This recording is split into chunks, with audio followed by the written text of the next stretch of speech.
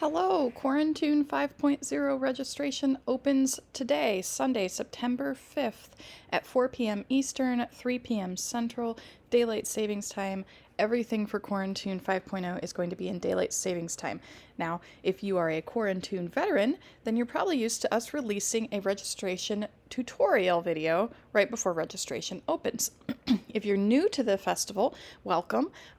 Usually we do this. We're not doing it this time because there's already a video that is going to work. So if you're on the website, this is from a computer. If you are on a mobile device, then you'll see these two little black lines up in the top right corner of your screen. That's what you're going to want to click to go to the registration page or the registration prep page. And from there, there's a video that says Quarantine 4.0 registration. The registration process has not changed since 4.0, so although the dates that I say in this video are incorrect for 5.0, all of the rest of the information is correct. So please, if you haven't watched the video, go ahead and give this a watch just to brush up on that registration process so that you know how to find what you're looking for and how to avoid making some expensive mistakes. This video, I'm just going to talk about a couple little additions that we have to help you get prepared and find what you're looking for a little bit faster. So I'm going to start with those 2-hour master classes. That's new for Quarantine 5. There are only about a dozen of them, but you can find them pretty quickly by, for example, this one right here is a Friday session 1 and 2 master class. It's located at the end of Friday session 1 and the beginning of Friday session 2. So if you're following along the directions and you go to the category for the level of your class, you're going to find the master classes in between the two levels, or the two sessions that they're taking place. Another little enhancement that they have, I'm going back to that registration page. Another enhancement is in this search bar here. Previously, you could only search for a workshop instructor name or a topic, some kind of a keyword in the description or the title. Now you can actually search for a SKU. So I'm just going to type in a random SKU. And if I give it a second, it'll pop up, okay? If I just press enter, it would also pop up and bring me to another page where I could go directly to this workshop. So this is a great way to search for workshops and get right to them without having to even look for them in the shop. And then the last thing that I want to talk about, this might take a few minutes, if you're interested, stick around, is the practice checkout. Some people do everything right. They check all the boxes. They watch the tutorial. They read the instructions. They plan ahead. They have their, sheet planned out with everything that they want to take.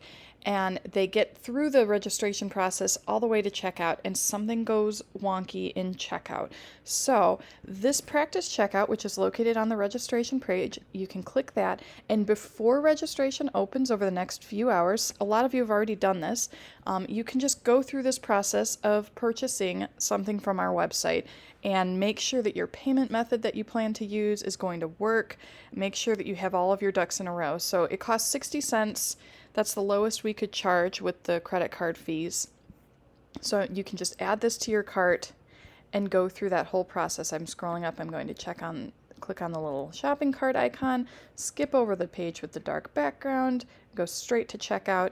And from here, you can adjust your quantities, remove items if you've got too many, and do all of that double checking. So it gives you practice in actually doing it yourself. And also, it's going to allow you to figure out if there's any issues that you're having on this left side of the screen, whether it's with an account or a payment method. So if you've got an issue with your account, you do not need an account. It is 100% optional. So if you don't have an account, that is okay. You don't have to have an account. You can just sign or check out as a guest. So I would just enter an email address in here and check out as a guest. So that's one way to do it. If you do have an account, you can sign into your account with your email address and your password. If your password is incorrect, if it's far enough in advance, you can go to the FAQs page on our website under General Info, and you can check or reset your password, learn how to reset your password. If you can't figure out how to do that and it's just nothing seems to be working, it could be that you don't have an account, or it could just be that it's not working for you today, and you can always click this checkout as a guest it's going to take you back to this page where you can just enter your email and you don't have to have an account, okay? So that's number one on accounts. And as far as payment methods, some people have had an experience where they come in here, they know their payment method is up to date, and for whatever reason, it's not accepting it. So here's a couple troubleshooting things that you can do. First would be to just simply switch and pay with PayPal. That's the easiest thing. Second would be to try a different credit card. If you're using an account, if you're logged into an account and you have a saved payment method and that's not working, again, this is nice to be able to do this in advance. You can find out.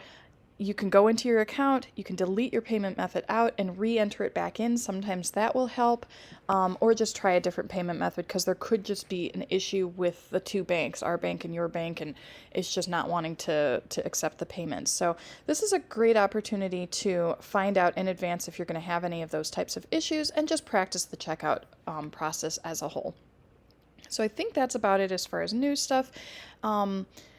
Good luck registering today and over the next 4 weeks. If you don't register on registration opening day, that is okay. There's always going to be more workshops, and you can just continue registering throughout the course of the next 4 weeks. Registration, I believe, is going to open or close that Saturday previous to the festival.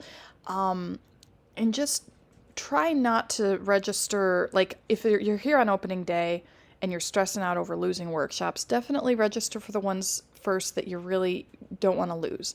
However, if you're going to register for, say, 10, 12 workshops, try not to do it in 10 or 12 different transactions because that's just going to make it more difficult for you to keep track of which ones you've registered for, and that's when mistakes start to happen and you wind up over-registering, registering for 2 workshops happening at the same time or registering for the same workshop twice on accident. And you definitely don't want to do that. So try and consolidate your orders if you can and triage the ones that you're really, really not wanting to risk losing. We will look forward to seeing you in October.